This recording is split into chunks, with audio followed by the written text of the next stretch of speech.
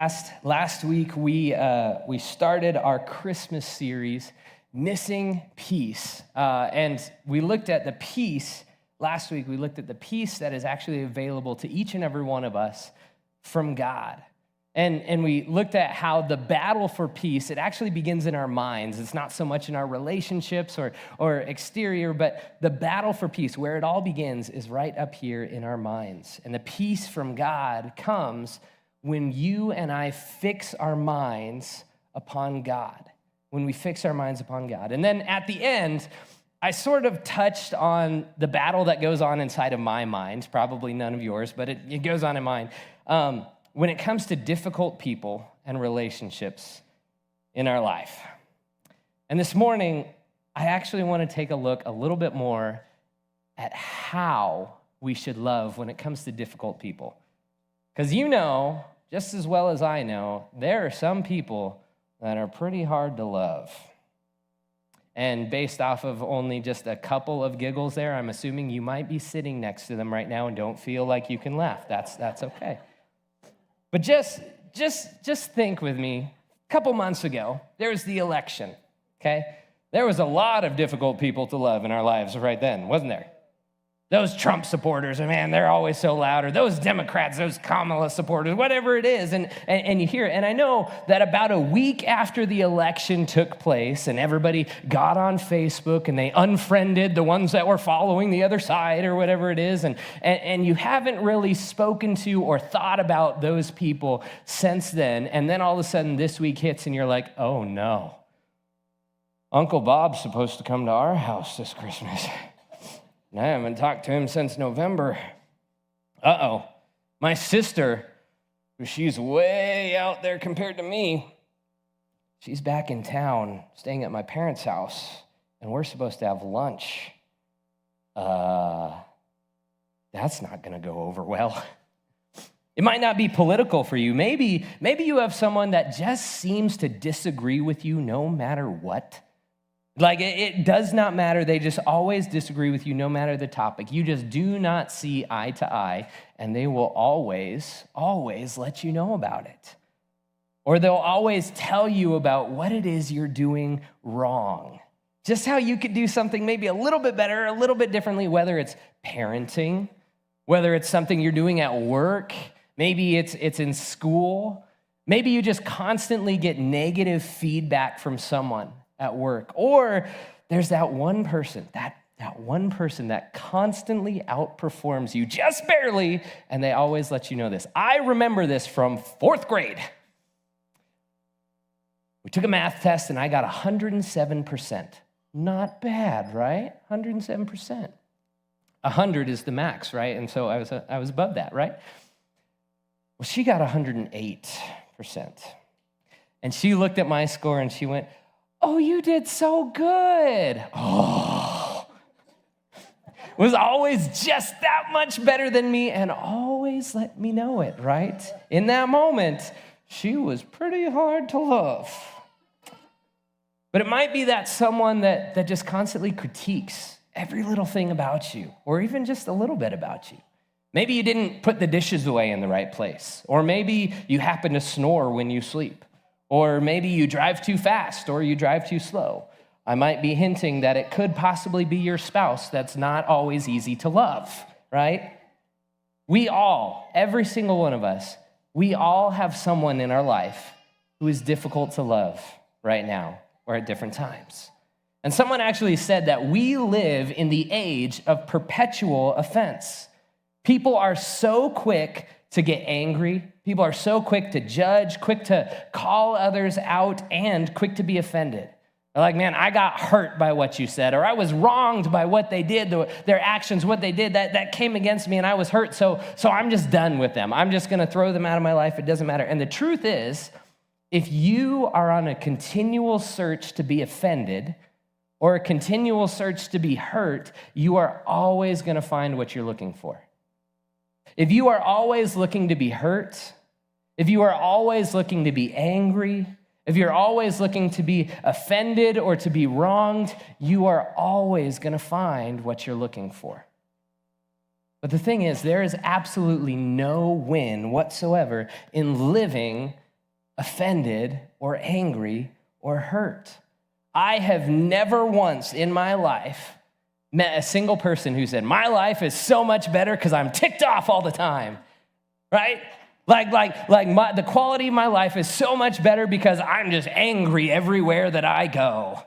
I don't know that I've ever met a person like that. And in this day and age, because we live in a world that is affected and impacted by sin, hate to break it to you, but it is inevitable that you will be offended. It's inevitable that you will be hurt.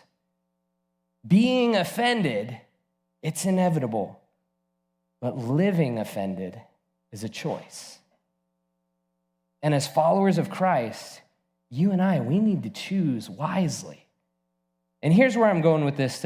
If you'd read with me from Romans chapter 12, we're going to look at just a couple verses. And these are verses that are not fun to live out. They're pretty hard to go through, especially if you have someone in your life right now that's maybe a little bit hard to love. But it says in Romans 12, verses 14 through 18, bless those who persecute you. Bless and do not curse. Rejoice with those who rejoice, mourn with those who mourn, and live in harmony with one another. We're off to a great start already, aren't we? Do not be proud, but be willing to associate with people of low position. Do not be conceited. Do not repay anyone evil for evil.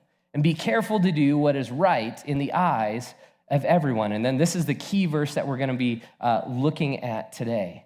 If it is possible, as far as it depends on you, live at peace with everyone. Now, we need to take this from the beginning when he says, bless those who persecute you. Bless and do not curse. See, we could say in 2024, bless those who are mean to you.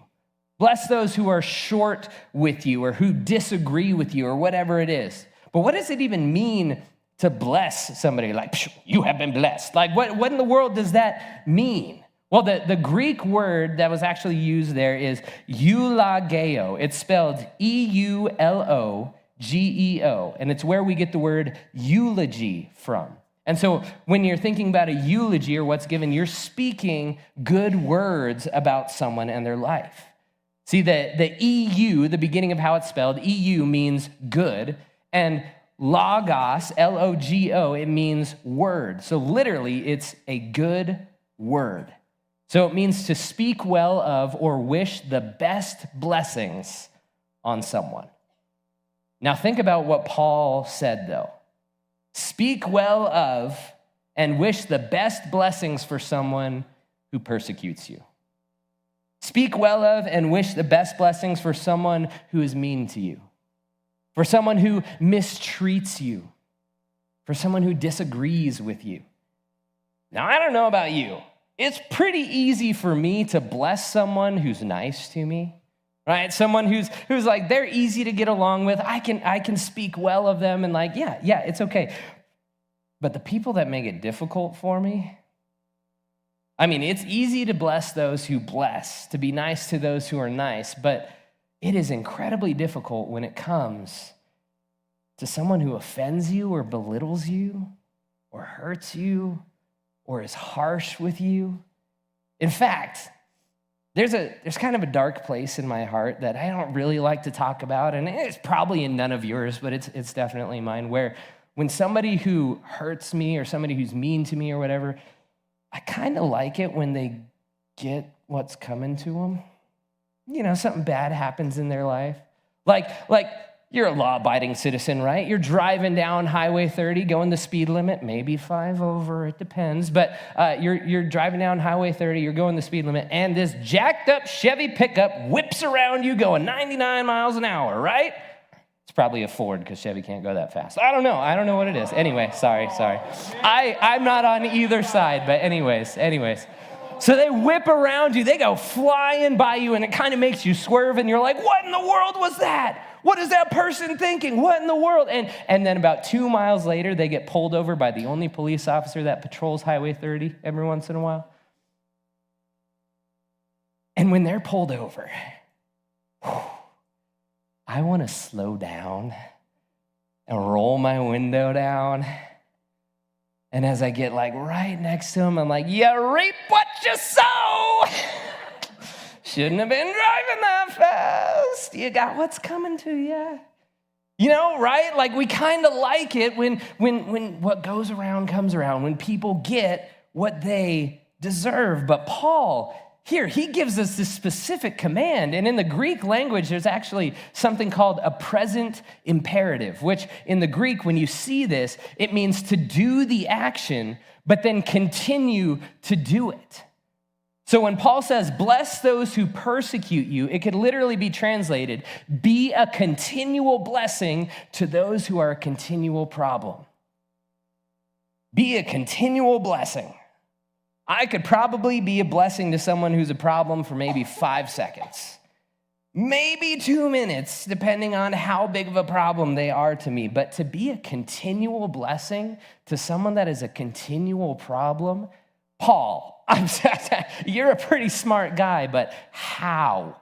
How in the world am I supposed to do that? That makes no sense whatsoever.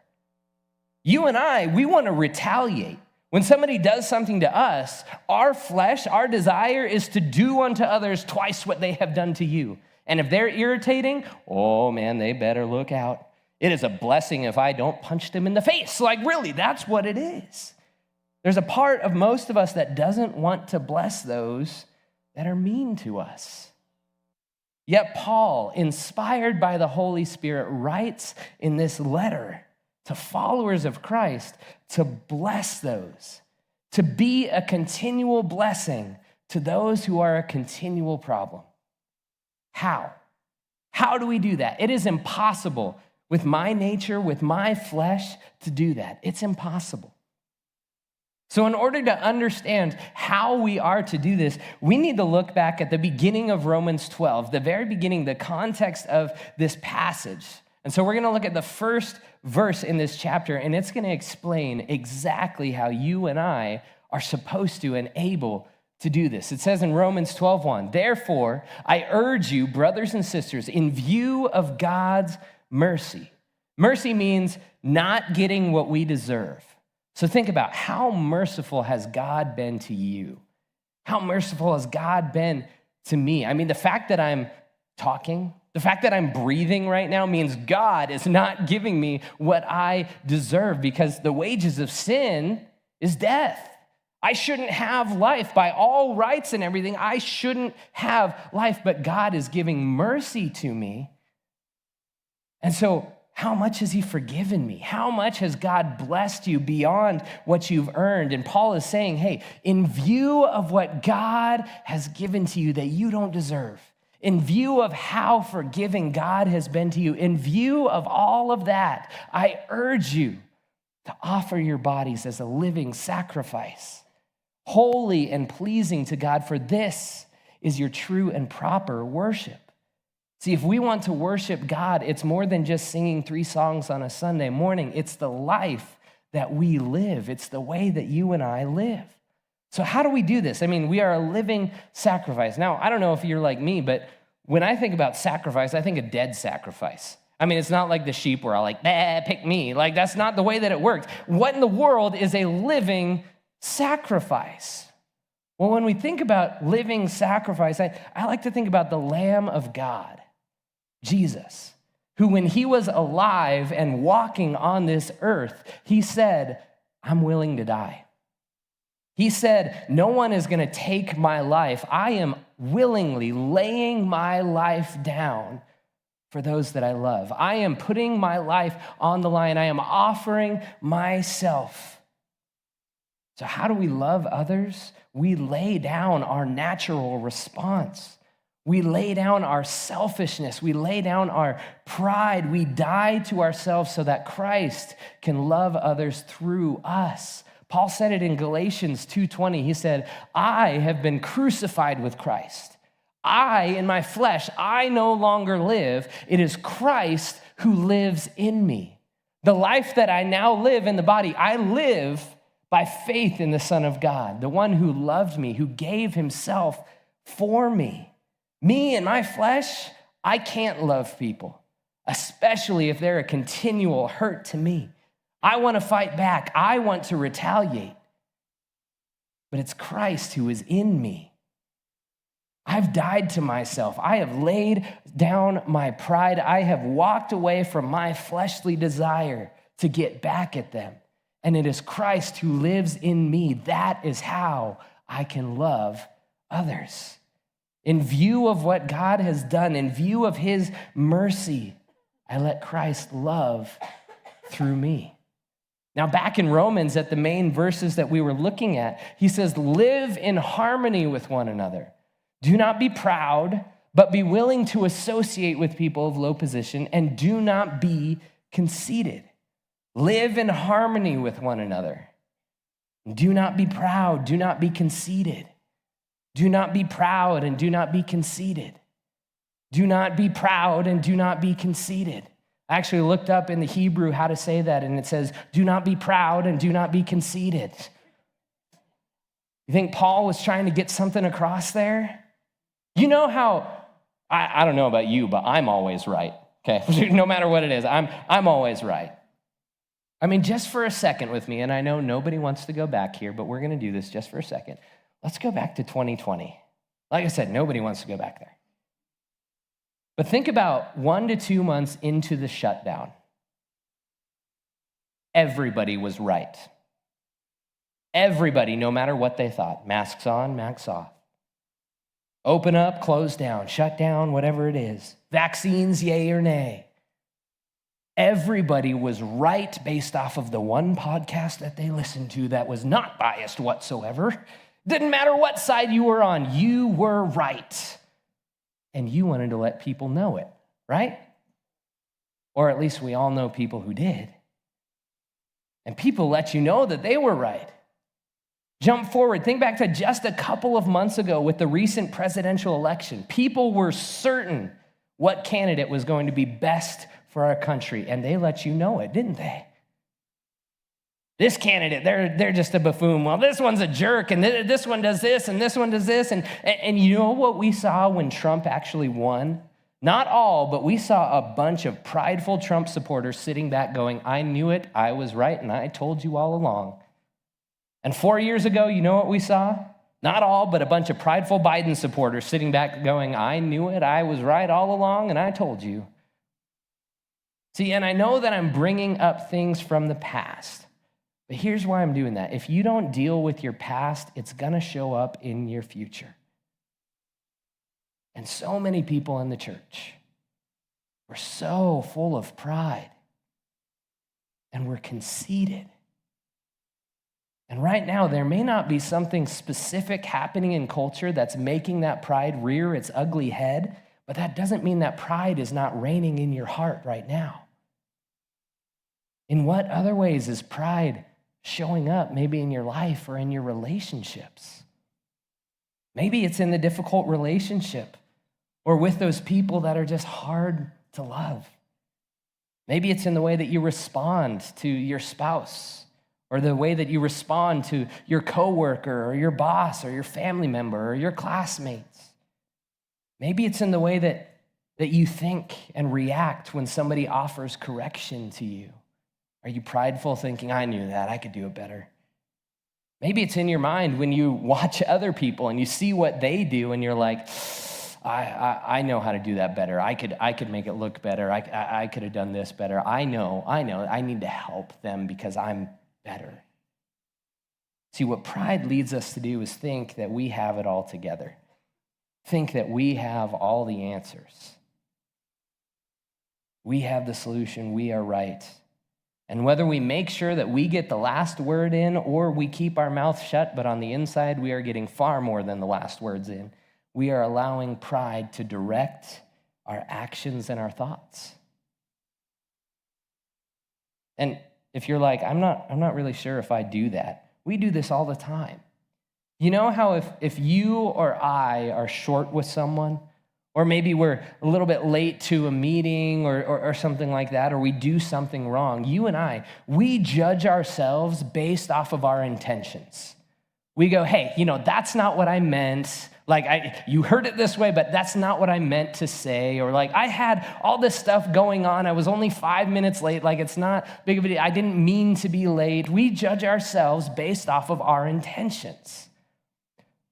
But if somebody else is mean to us, if somebody is late for a meeting with us or does something wrong, we don't judge them based off of their intentions.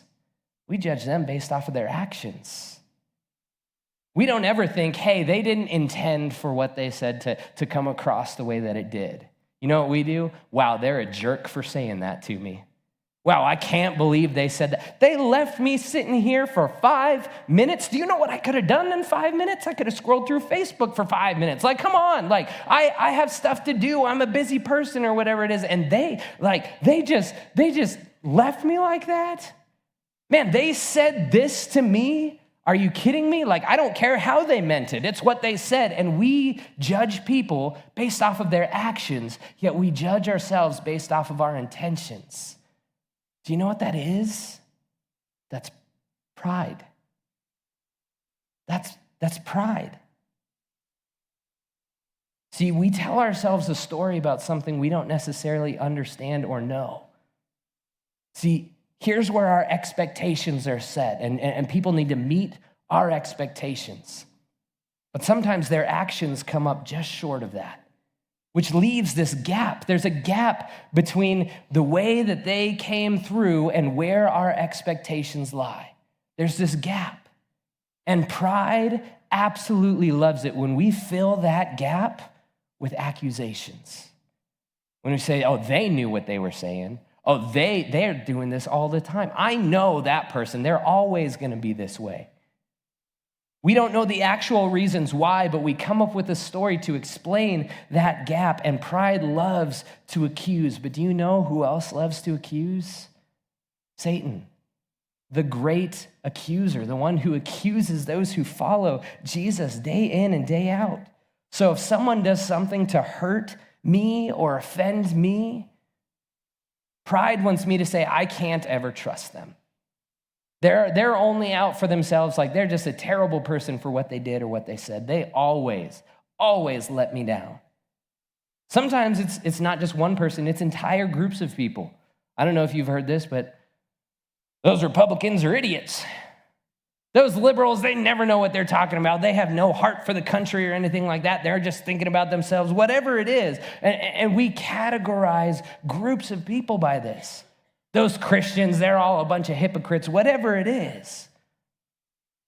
The devil wants our stories to be rooted in accusation, and that's exactly what our pride leads us to do, is accuse others and fill that gap with accusation after accusation after accusation. And accusations do nothing but divide. But God, He wants us to fill that gap with grace.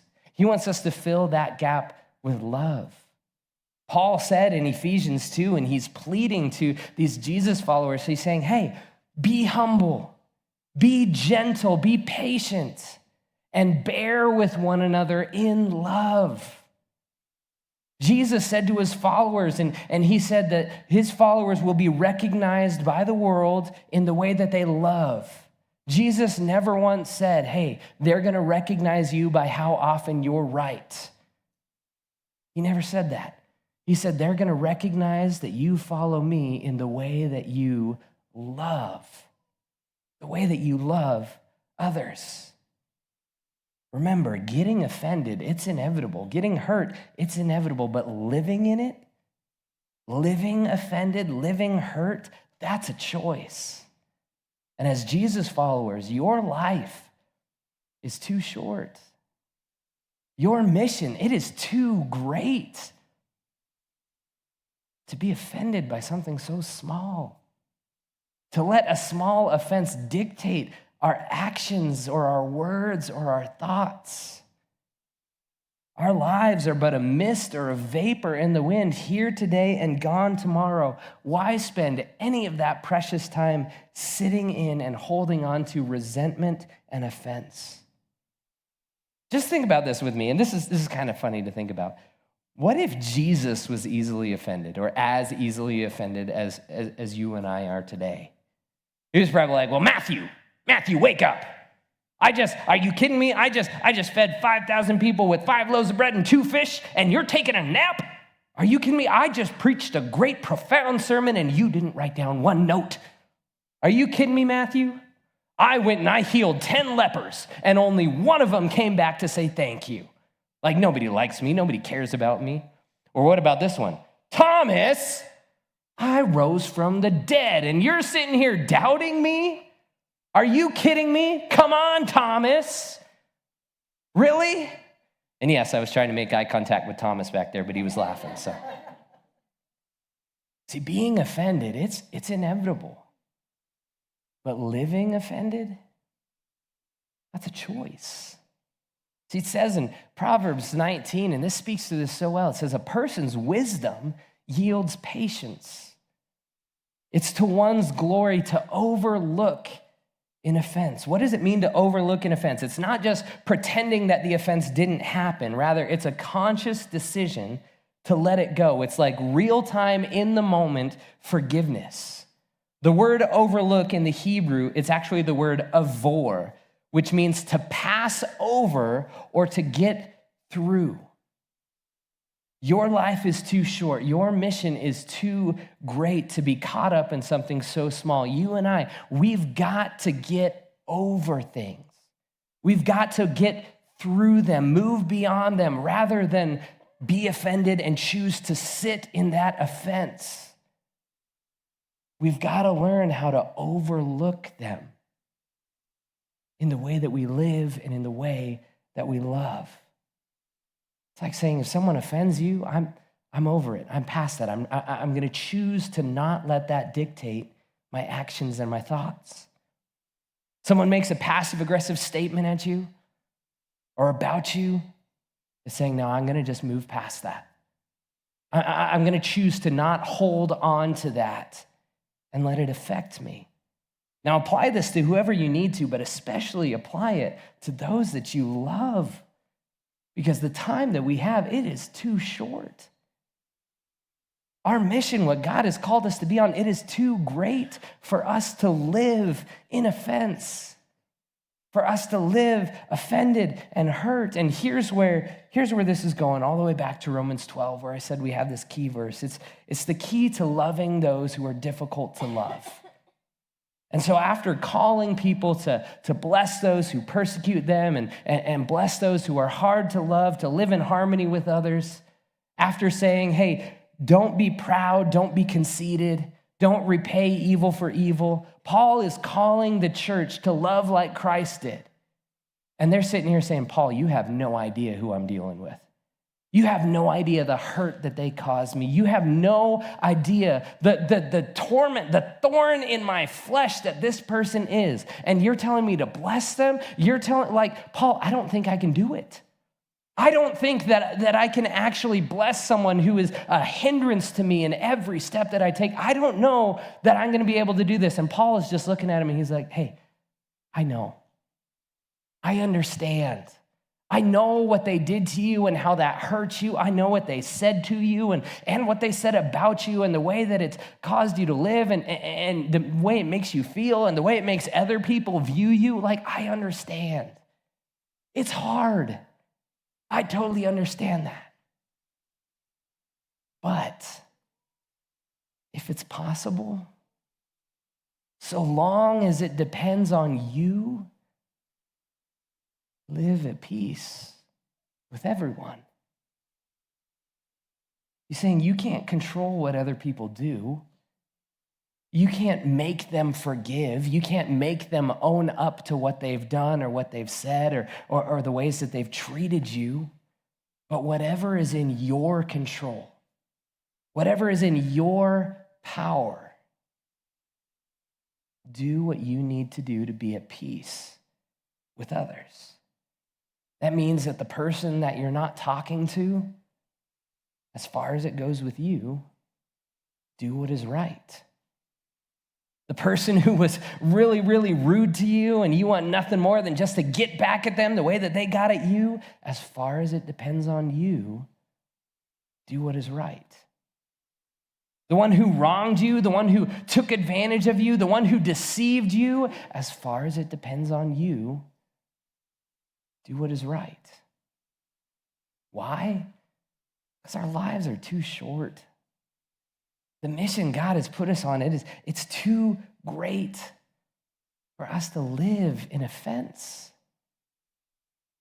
So Crossing, this morning, what relationship do you have right now that you haven't done all you can do to be at peace? Whether it's pride and you're like, I'm right, they're wrong, I'm not going to say anything until they admit that they're wrong and they come to me. Maybe they hurt you.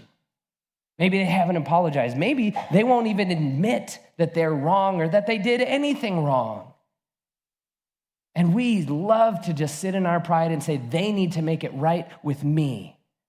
As far as it depends on them, they need to live at peace with me. And once they come to me, then I'll be at peace. But no, if it's possible, as far as it depends on you, what relationship is suffering because you're choosing to live in offense? Because remember, being offended, it's inevitable. It's going to happen. But we don't have to live in it. We have a choice if we're going to live in it or not. Jesus, the one who is our peace, he didn't tell us to always be right. He didn't say, oh, yep, you're right, and let them come to you because they're in the wrong. He said, I don't care if you're right or wrong. They will know you are my follower in the way that you love. And so, as far as it depends on you, be at peace with everyone as Christ followers. As far as it depends on us, we need to do our best by the power of the Spirit of God in us to live at peace with one another. So who do you need to talk to today to do your part in living at peace? Who is it that you need to talk to today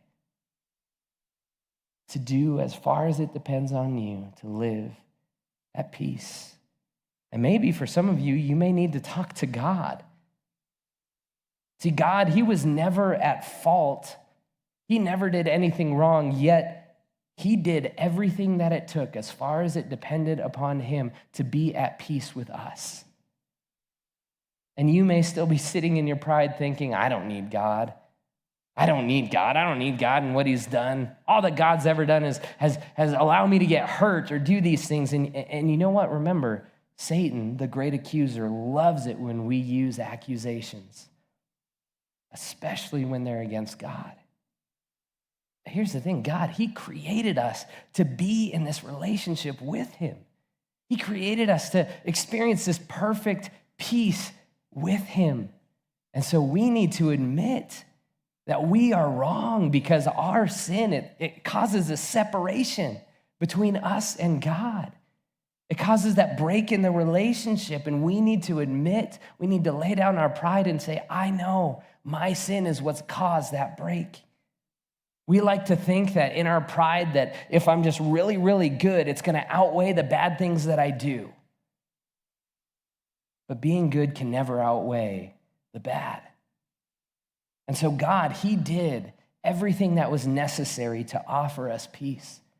He sacrificed himself as Jesus, as the punishment for our sins, for the very thing that causes separation in our relationship. He died and then he rose again from the grave, proving his power and his authority over death itself.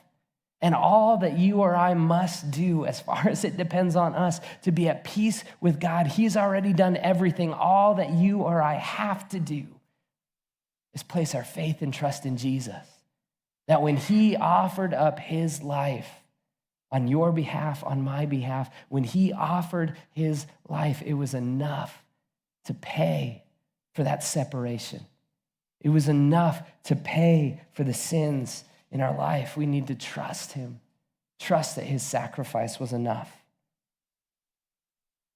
So this morning, if you haven't placed your faith and trust in Jesus, and you're like, there is no peace with God, I don't have this peace with God, I just want you to ask yourself, if maybe you're not ready to do that yet. And if you're not, just be willing to ask yourself, what is keeping me from trusting in Jesus? What is keeping me from doing that? But I urge you, this is the greatest decision you or I will ever make, to place our faith and trust in Jesus Christ.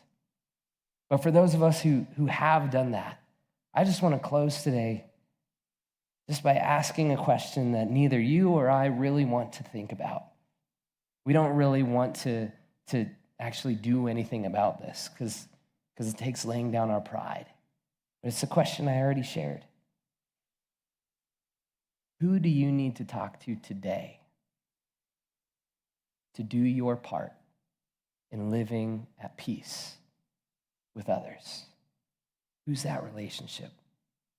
Who's that person that God is laying on your heart, on your mind? Maybe you've been holding on in your pride or in your resentment or in your hurt, whatever it is. Who is it that you need to have a conversation with?